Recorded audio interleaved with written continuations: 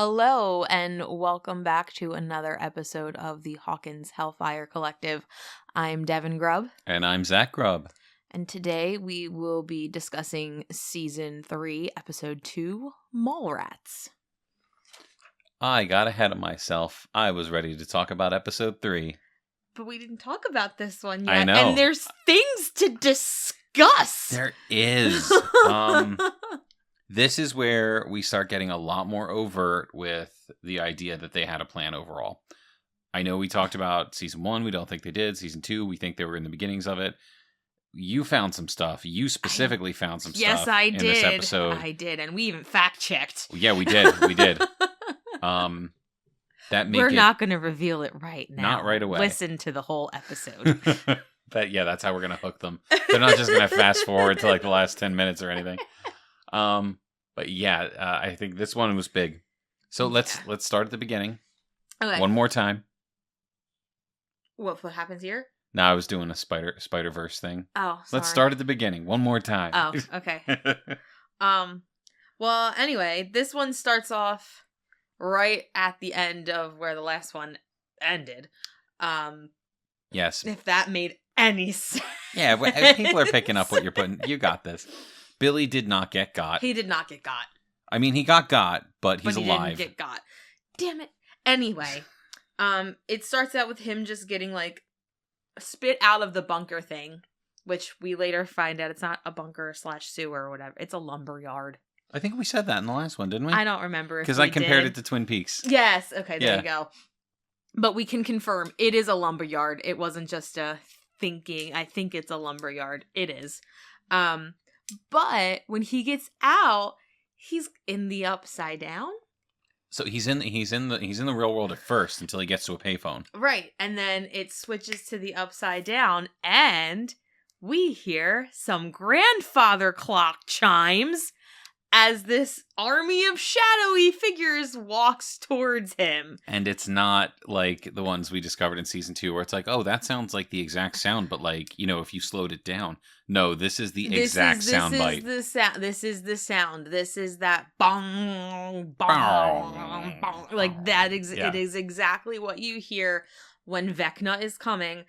And Shadow Billy walks up. Billy walks up and, talks to him or whatever. But it's like, I was wondering when this scene was happening, and I think I talked to you about it. Like, it was kind of like, and I have, like, he's having a Vecna vision. Mm-hmm. So he's like, we don't know, because we don't see what he looks like, in the real space.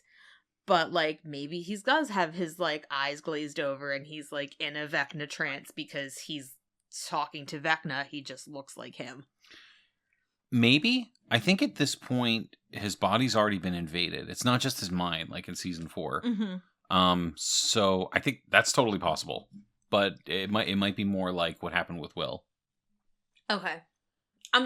We literally can't say. We don't know. We're not seeing it. So we don't get to see it, so there's no way for us to know.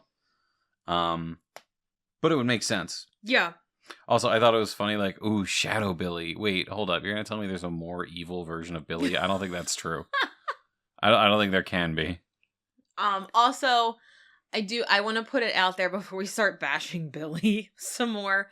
We'll probably talk about it later in the episode, but this is also where we started to see why he appeals to people in the way that he does. Because there are some moments in this episode where he is clearly conflicted about what's going on with him. Yeah, obviously. Yeah. But like at the same token, it's like, okay, he chose not to do something awful. Points for Billy. I'm just like I'm just saying it looked like he was going to get some kind of redemption arc or whatever. But when and he does, but like, like I still think it's too little, too late. I know you do too. I stand by my full I don't like Billy statements. You're being a little more understanding. But I'm being understanding of the people who do like him, and I and their reasoning for it. So I was just putting that out there. Yeah. So after this little bit, 11 calls Mike because Mike didn't come over for the first time in like 8 months. And he's not allowed to see her because of Hopper, and Hopper's super pleased with himself about this decision, and that's just not cool. He takes way too much joy in his daughter being upset. Yeah. And, like, he rides that high to ask Joyce on a date. Like, characterization of Hopper this season is really bad. It's not Hopper. It's not. Yeah. And you know what? For the next episode, we're going to have Matt on with us.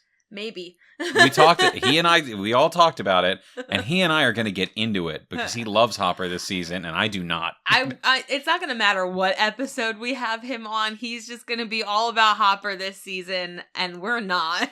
I don't think you're going to get to speak in the next episode, hon, because we're going to end up fine. arguing with each other. If he sits in with us on for episode 3, I didn't have much notes, so it doesn't really matter. So I can just sit back and laugh. That's fine.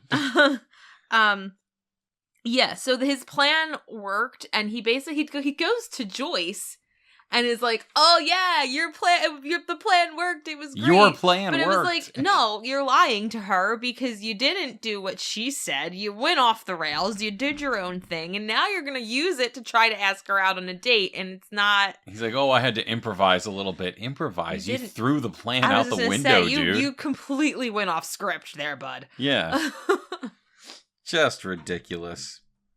So I believe this is the point where we find our first weak link in the season, and it's Nancy's story. Oh, but I put magnets not magneting because right before Hopper leaves, he trips over some magnets that have fallen off a display at this is store. This is the beginning of my magnets. Yeah, this is the beginning of Joyce's question through the season. What's going on with my magnets? And they're not sticking. So that's a weird thing because the ones in her house didn't stick either. So that's just a brief overview of Joyce's various arcs. Season 1, Where's My Son? Season 2, What's Wrong with My Son? Season 3, What's Wrong with My Magnets? Season 4, Where's My Hopper? Joyce, you need an internal story. Maybe that's what she'll get for season 5. Yeah, let's focus on Joyce. Maybe that's what she'll get. I mean, she's got her kids, she's got her Hopper. She's got her magnets.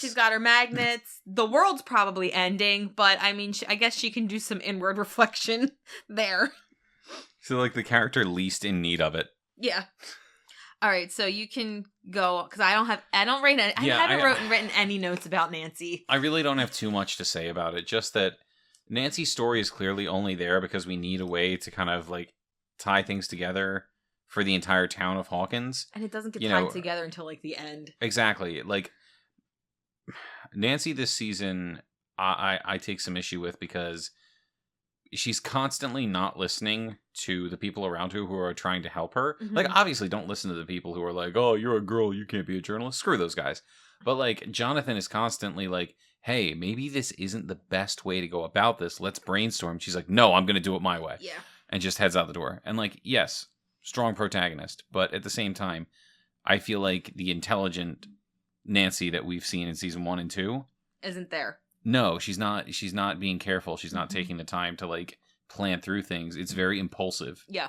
Yeah, she's acting on impulse instead of, logic. Yeah. And I think that gets dialed down in season 4. Yeah. I mean, a little bit in the beginning, not so much when she's like, "We're going to go to the trailer park and we're going to find this out for ourselves." But like, even that was planned better. You know what I mean? It was more like, look, it's not like I'm going to track down all these leads. It's like, hey, something's going on at the trailer park. I'm going to go check it out. Yeah, I guess. And then from there, the reunion of the century. Dustin and Steve. And I just put their friendship is so pure. It's really nice. Dustin turned Steve into a nerd.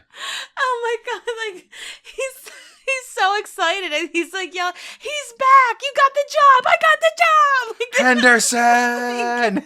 It's so good. They're just so excited to see each other, and the joy on Steve's face, because he's just like, my best friend has been gone for a month and I haven't seen him, and I'm in this shitty job with this girl who's constantly ribbing me, and like, none of the girls that I'm asking out are wanting to date me. Like, the hair isn't working anymore. I'm having a hard time, and here comes my best bro. Like, he just seems so happy. Yeah, he's really psyched. And Dustin's all about, like, I want to tell Steve about this Russian signal. Like, I gotta tell him about Steve it. Everything. Yeah, everything. Like, he's talking to him. He talks to him about Susie. You know, about all this other, and then he's like, and I've intercepted a Russian signal. And Steve's like, what? He's like, I intercepted a Russian signal. It's just true. It's fun friendship. This season. Like, Will mentions it in the next episode, and he's like, you know, where's Dustin? You don't even care. It's like, Dustin is hanging out with his brother. Like, right. Dustin is still very much wanting to be a part of the party, I feel like. But, like, he can't.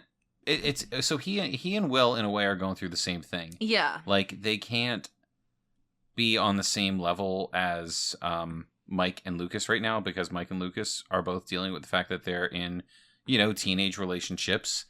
Dustin has that too, but his girlfriend is, you know, very far away. Right, he doesn't get to talk to her. He doesn't get to see her. Exactly. Nobody believes she exists. Except for Steve. Steve starts doubting. Skeptical. He's skeptical. But like, and like, they're dealing with it in different ways. Will doesn't have anybody to fall back on, really, because Jonathan's busy doing his own thing. Yeah. So Will is having a rough go of it. Dustin sees what's going on, and he says, you know what? Look, eventually I'll probably hang out with my friends again, just to, like, you know, deal with all this. But right now, I have information. I'm gonna go talk to my big brother. My big brother, and right? We're gonna like track this down together. Nobody else stuck around. Nobody else showed any interest. So yeah, let them do their thing. I'm gonna go do my thing. Right, like they all had their like, welcome home, Dustin, but that was it. Yeah, and they all kind of went their separate ways about it. Like, and so yeah, he's gonna go with the person who cares that he's there. Exactly, and it's a bummer that Will doesn't have anybody like that, really. Yeah. Though I feel like Dustin is so inclusive. If Will wanted to hang out with him and Steve. Right, if Will wanted to hang out with Dustin and Steve, Dustin will be all about it. And honestly, Steve's such a good dude, I feel like he would be okay with it too. Yeah, little buyers. He'd be all about it. He would be all about taking Will under his wing and like he and Jonathan are cool at this time. He'd be all about hanging out with Will. Exactly.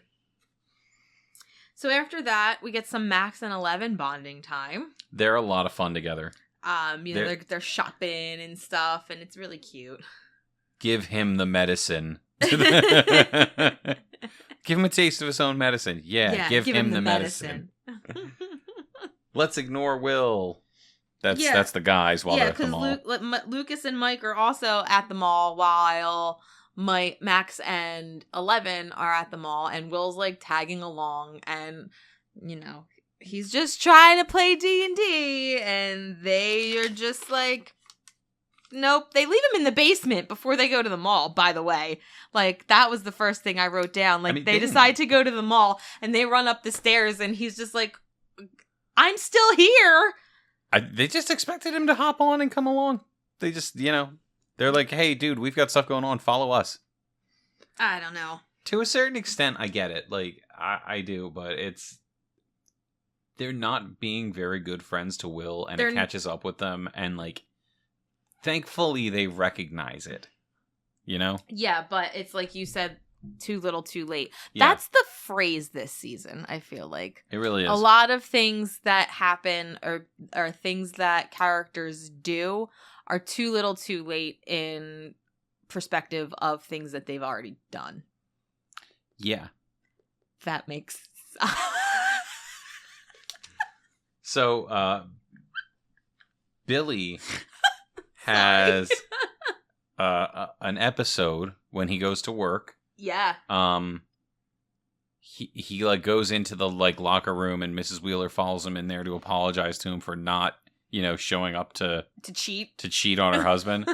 And as she's explaining, you know, like, it's really not you, I'm sorry, he turns around and cracks her head against the wall. But, oh, no, he didn't.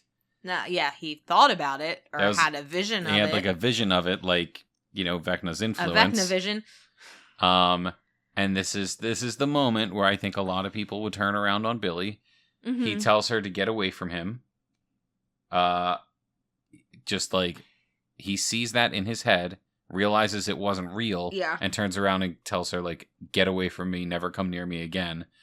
And it's like, clearly he did that because he is afraid of what he will do to her. Right, because he knows that something's not right. Right. And yes, he is a sleazebag, but he actually did seem legitimately excited to, like get with Mrs. Wheeler. Yeah. So, like, he clearly, for the first time ever on the show, puts somebody else's well-being before his own. Yeah. And I guess that's enough for some people to be like, you see, he's not that bad a guy. He absolutely is. The fact that he decides, hey, I don't want to murder somebody, does not give him points in my eyes. But I get it. We just all forgot that he was racist and attacked a 13-year-old the previous season, but I guess that's okay. I don't Anywho. know. Okay, yeah. We won't get into that. He's super bothered by the sun.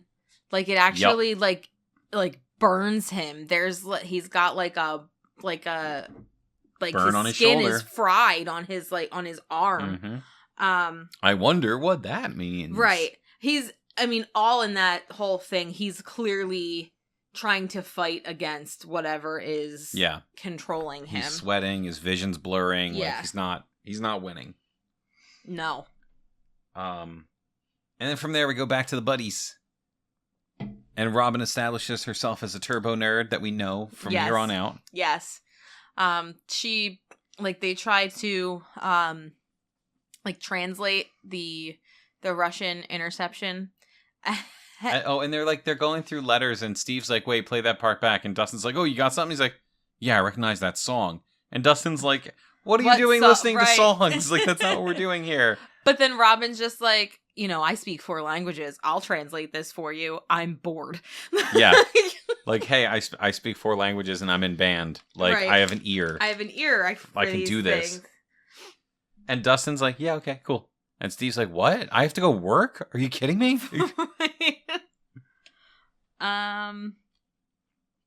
Okay, so we're back to Nancy. But things are a little bit more interesting. Yeah. Sorta. Okay. So she's dealing with the rats. Yeah. So old lady caught a rat. The rat was eating fertilizer. The rat is quote unquote rabid. Yeah. I think we see more of that later, but that's really all this scene boils down to. Yeah. For us, the viewers who've been getting more context, we know that this rat is tied to whatever's going on with Vecna. We know Vecna, but if not doing what we're doing, the Mind Flayer, it's tied to the Mind Flayer or whatever's controlling Billy. I feel like at this point we're really confident that this is Vecna. Yeah. Yes, obviously it's the Mind Flayer, but the Mind Flayer is not technically in control of itself. So no. From here on out, I'm going to refer to the villain as Vecna. I think we should. I think we are confident enough to do that at this point. Yeah, definitely. So that's a pretty quick scene, and then we're back to Hopper. Yes? Yeah. We're at the mayor with the mayor. Yeah. Because there's like a protest outside of City Hall because everybody's pissed off about the mall and the stores closing. And the mayor is Wesley. As you wish. Except he's kind of a jerk. Yeah, he's not Wesley. He's a jerk. And I feel like this is like the one scene this season so far that they actually nailed Hopper, that he is himself. Yeah. Because he shows up and he's like, I'm not going to break up this protest. That's their right as Americans. You want me to cause a riot?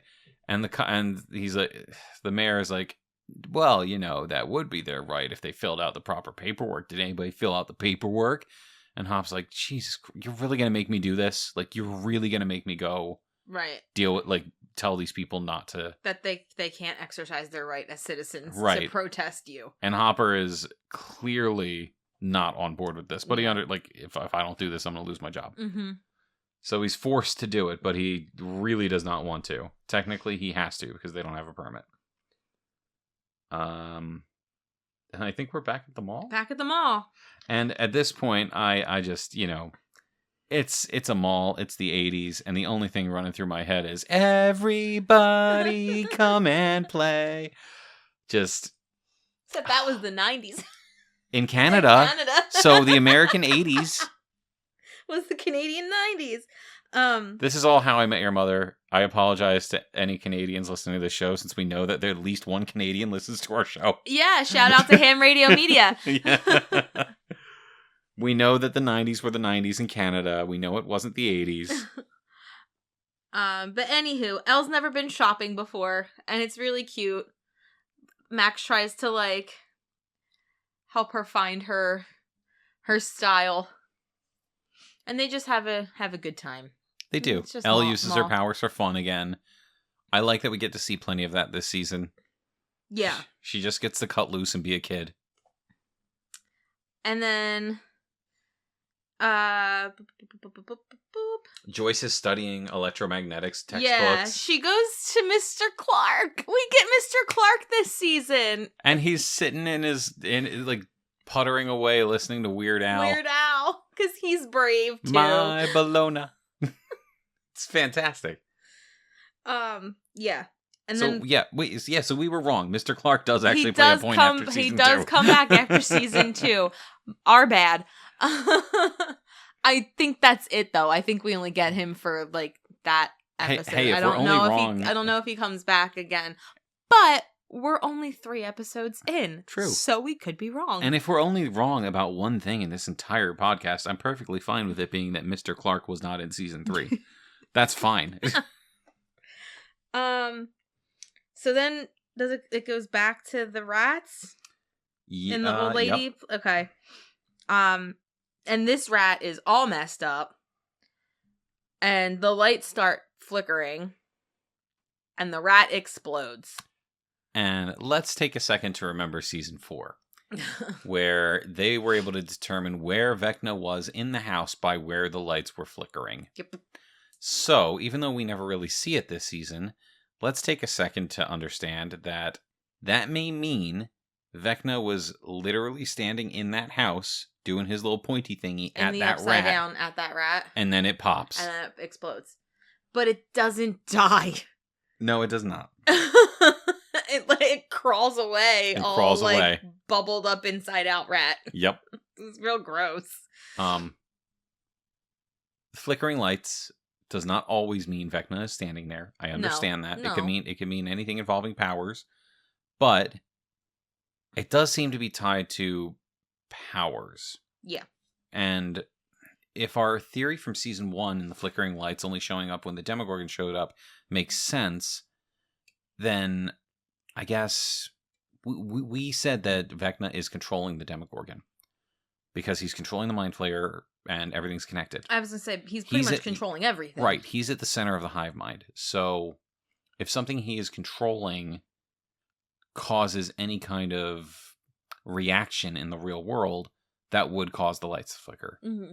So, yeah, maybe he's not standing right there, but he could be. He could be. It's very possible.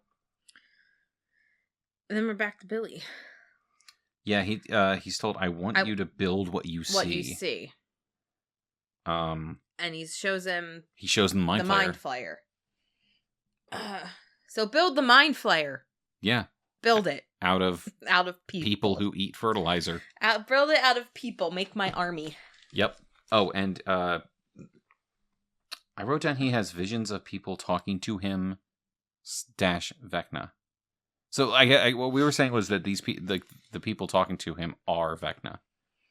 Yeah, so like he when he's in the shower and like at the pool and he's like freaking out and the lifeguard that comes to talk to him when he doesn't initially see what she's actually saying to him, he is seeing her say something else because of the influence that Vecna has over him. Yeah. And then when he like snaps out of it, she's like, "Oh my God, are you okay?" And then he cracks her in the head. And then he cracks her in the head. Yep. Because he's got to build he's got to build the army. Yep. He's got to do his thing. Glamour shots. We're back at the mall. We are. I think this is where my notes stop, so it's all you, hon. Oh, God. Okay. So, back at the mall with some glamour shots. I put Steve looking out. Don't know what that means. No, they didn't stop. I just skipped a page. Oh. Okay. And then the boys, Lucas and Mike, run into 11 and Max. And this is where 11 goes, I dump your ass. Yeah, I dump your ass. And then... I don't think she totally understands the implications of that when she says it. No, she doesn't. But she feels good about it. And her and Max get on the bus eating their ice cream cones. And they're like, yeah, hee hee hee hee. They're happy. They're happy. And Will asks, now can we play D&D? And this is the only instance of Will where I'm like, dude, you're being a little annoying. Yeah, like they clearly have higher concerns right now. Right, like, you know, I get it. I get you want to play your game, but Mike just got broken up with. Your best friend just got dumped. Right. Maybe don't be Like, a smart ass right now. you could have offered my condolences. You know, give him a little bit of something, and then hey, it'll be okay. Wait till you get home. Let's go play D&D. Right. Wait till you get home before you ask if you can play D&D. Yeah. Again. Then we get more goofy Hopper. Yeah, because Hopper goes to Enzo's, right? That's the restaurant. Well, it's the shirt. He gets the shirt. Magnum PI Hop is that's what you called him. It's cutting edge. The shirt is cutting edge. This isn't Hopper. This is Magnum PI. Yeah. Although a shout out to Matt who got me an action figure of that Hopper for Christmas, and I hate it and I love it. Did he? Yeah. Where is it? It's behind you. It came with a Ninja Turtle. It was that weird Ninja Turtle 2-pack. Oh, he got you the 2-pack. Okay. Yeah, it came with Raphael and Hopper. Okay. I forgot about that. Because there's apparently a toy crossover where the Ninja Turtles come to Hawkins. Right. Hey, I'm into it. Write that comic. I'll read it. They might need them. They're gonna need them. They need turtle power. But anyway, Joyce stands him up because she's in science class. Yes. And she's learning about magnets. But she knows there's a deeper meaning behind what's going on with the magnets than what Mr. Clark basically told her. Well, I mean, she asks him theoretically how could all of these magnets lose their charge so far away from each other? And he tells her, well, theoretically, a large machine could disrupt magnetic fields. Right. So obviously the first place her mind goes is the lab. The lab, yeah. But we know it's not. It's not. It's not the lab. It is not the lab. It's not the lab. And then Robin, we're back to Robin and our dynamic duo. She has cracked the code. Well, not cracked the code, but she's translated. Yeah. I mean, at this point, Robin and Dustin are the dynamic duo because they're working together on the code. They're working together. But Robin translated it, and it's the week is long. The silver cat feeds when blue meets yellow in the west. We don't know what it means just yet, but we'll find out. But when they've the mall has closed at this point. They've been there so long, and Steve gets an idea to put on one of the little quarter rides. Yeah, the little quarter horse ride. And he discovers that the song that he was hearing in the background of the message was that little tune that plays on the ride. So, yes, Dustin and Robin figure out the message, but Steve figures out that it's coming from inside the house. Yep. Steve is the one who realizes, hey, this is coming from Hawkins, not just Hawkins. It's coming from the mall. Inside the mall. And then that's basically their arc for this episode. That's where they end. Yeah, and their arc through the season gets wild if I remember it. They're some of the most fun. Yeah, it is fun because Erica gets involved. And it's always a good time when Erica gets involved. It's true. She's so sassy.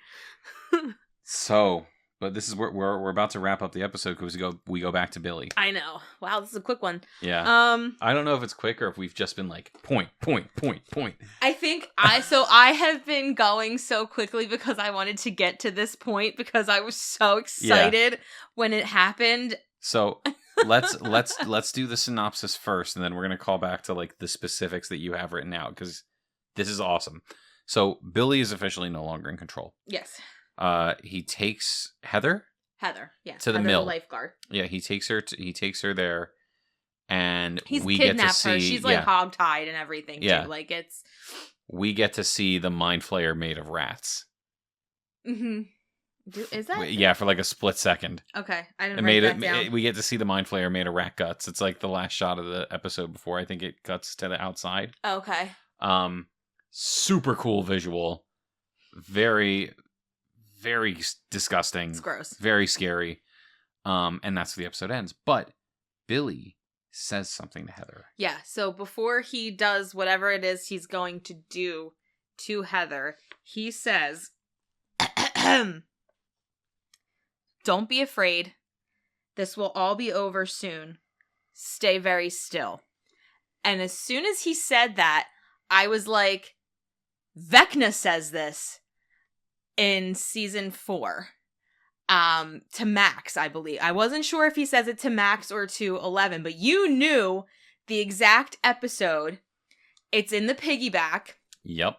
It's after he's got 11 and Max both like tied up in the vines, and right before he's about to like do his thing to Max, he goes over to her and he says,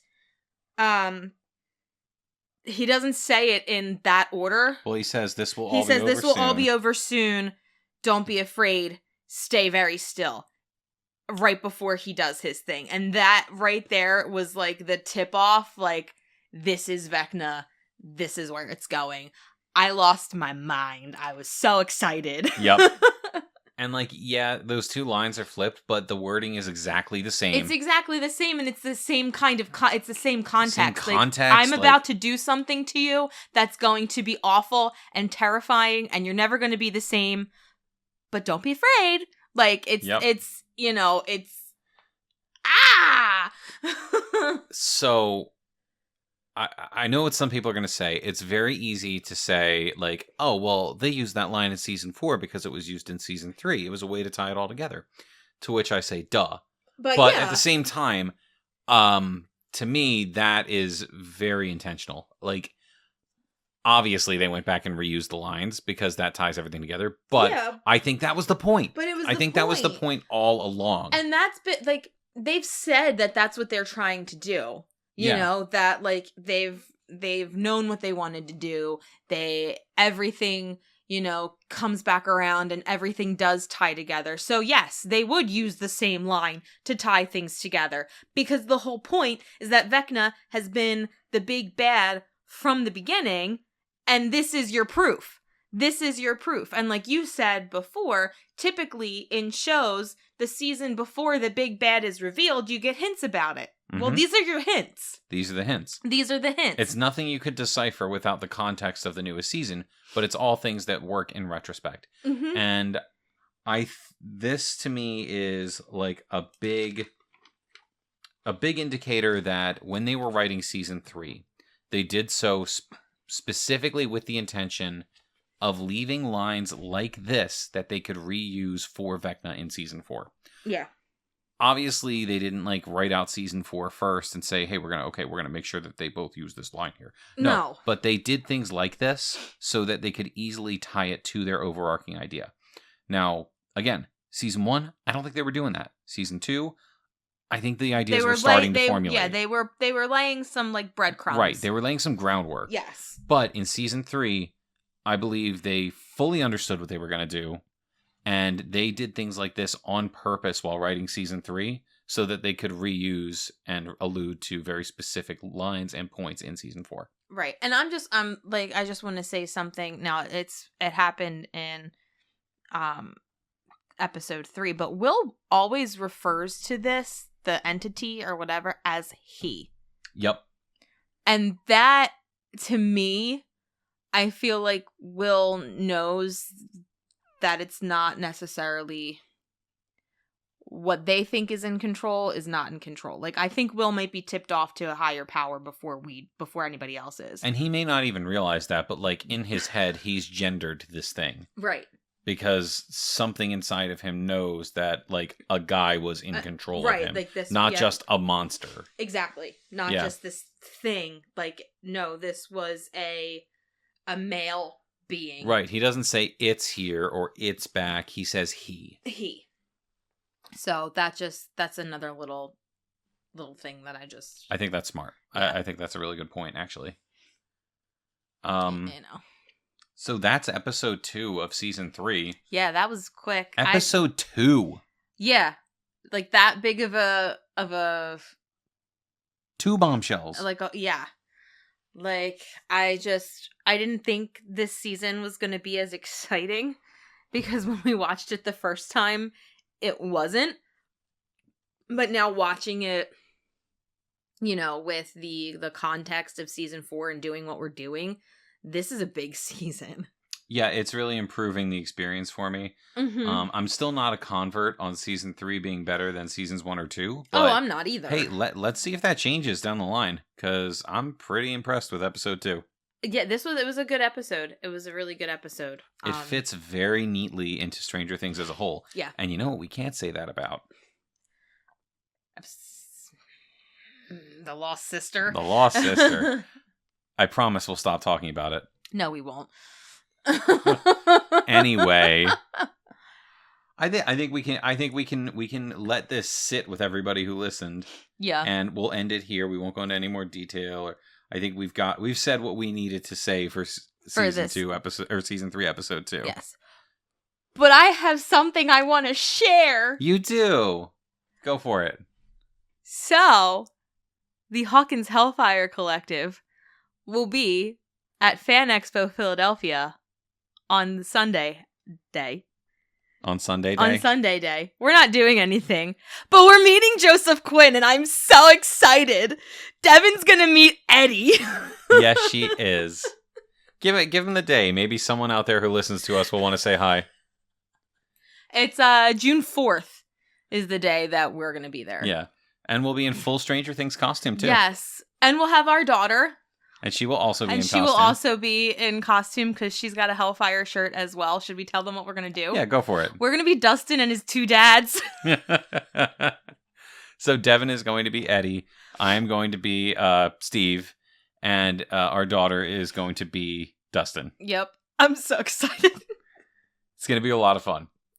So I have so much Eddie merch. If you hadn't heard about this yet, try to get your little sign up to get a picture with Eddie. He just got announced today. I don't know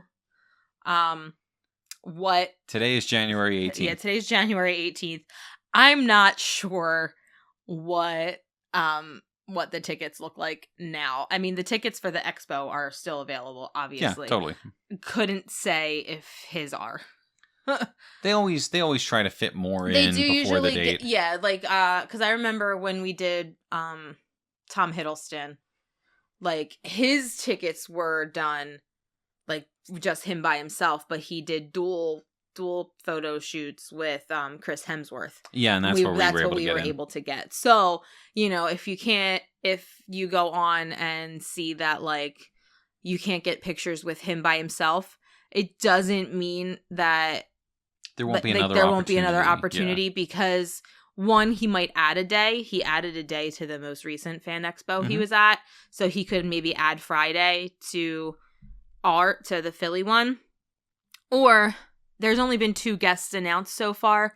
There could be other Stranger Things actors added to the roster of celebrities, because that happens too, and they might do like a dual photo op or something like that. So yeah, something with him and Erica would be fun. So the Fan Expo that he did in New Orleans was the most recent one, and that was him, Chrissy, and the kid that played Little Henry. Oh, okay. Yeah, so they did a panel together, and they also did like a group group photo, and then I think he also did a photo ops with just Chrissy. Gotcha. So that could be a thing. But so he's there's lots of opportunities. There are lots of opportunities. I just needed to share that because if you've been listening to us from the beginning, you know how much of an Eddie fangirl I am. So I just needed to share that piece of information. As soon as it was announced, I hopped on the website and was like, I bought the tickets. She's also getting her Eddie action figure signed and bringing her Eddie doll. Yes, because I have a crocheted Eddie doll. Yeah. That I bought from a really cool small business who does like crocheted stuff. Drop the name. Pig Loves Mouse. Pig Loves Mouse. Pig Loves Mouse. Yeah. It's actually really cool. It's really high quality. Super detailed. It's super detailed. That's not a gift. Don't I'm not giving that to him. That's mine. Hers. I'm just gonna show it off and be like, look what I got. And he's gonna be like, oh, is that for me? And I'm like, no, it's mine. I'm gonna have to do some noise equalization on this episode. Sorry. But anyway, I'm very excited and I wanted to share my excitement with you all. We digress. Yes. Thank you for joining us for this episode of the Hawkins Hellfire Collective. I'm Devin Grubb. And I'm Zach Grubb. Dusty Buns gets it done.